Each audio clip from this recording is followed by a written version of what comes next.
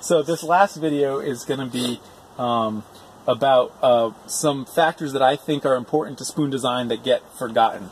I think when we design spoons, we tend to overly focus on the outline of what it looks like when you look at it straight down. And then we also think about what it looks like when you look at it from the side. But there's three factors that I think are important to the functioning of a spoon that, because they're not so visually obvious, we don't think about them as much. Those are handle size and thickness, the overall size of the bowl, and rim thickness. So let's take those one at a time. Handles, I think it's easy for a handle to not be well suited to the task of the spoon at hand.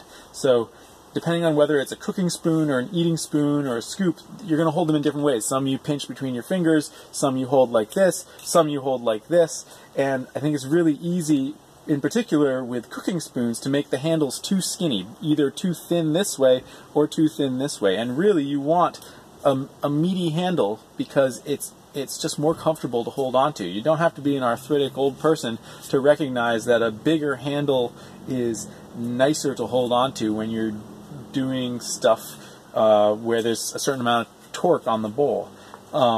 Likewise, when you're carving an eating spoon, depending on whether the handle arcs this way or arcs this way can dramatically affect whether the bowl feels like it can hold liquid or not while your hand is in a neutral, natural position that feels right for you. So in general, the rule of thumb I have is that I started making my cooking spoon handles thicker, and this is actually on the thin side for me. This just happens to be the thing I grabbed from the kitchen.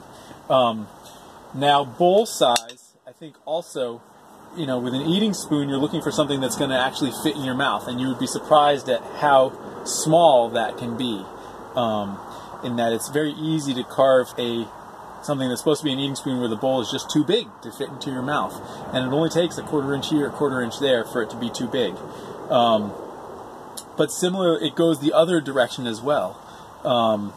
These are salad servers. This is part of a salad server set, and you need the width on a salad server set in order to be able to hold a certain amount of greens. If it's too narrow, it's not going to actually hold things the way a salad server is supposed to be. So I think thinking clearly about exactly how big something is supposed to be is important. And a lot of times we let the piece of wood dictate how big the spoon should be, right? You have a certain size piece of wood and your natural inclination is to just fill it up with your drawing.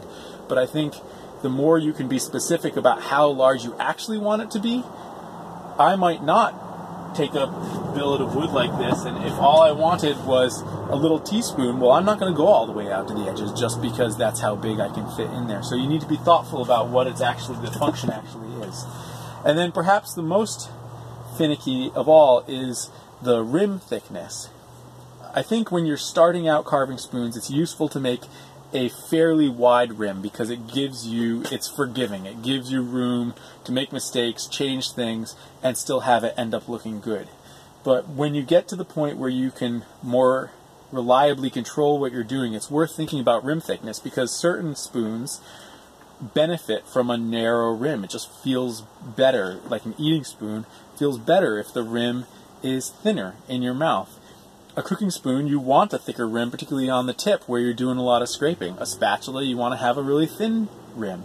Salad servers and ladles, I find it's useful to actually have them have very thin rims. The salad server so that they can slip between the bowl and the salad greens without bruising the greens. And for a ladle so that you can separate fat from the broth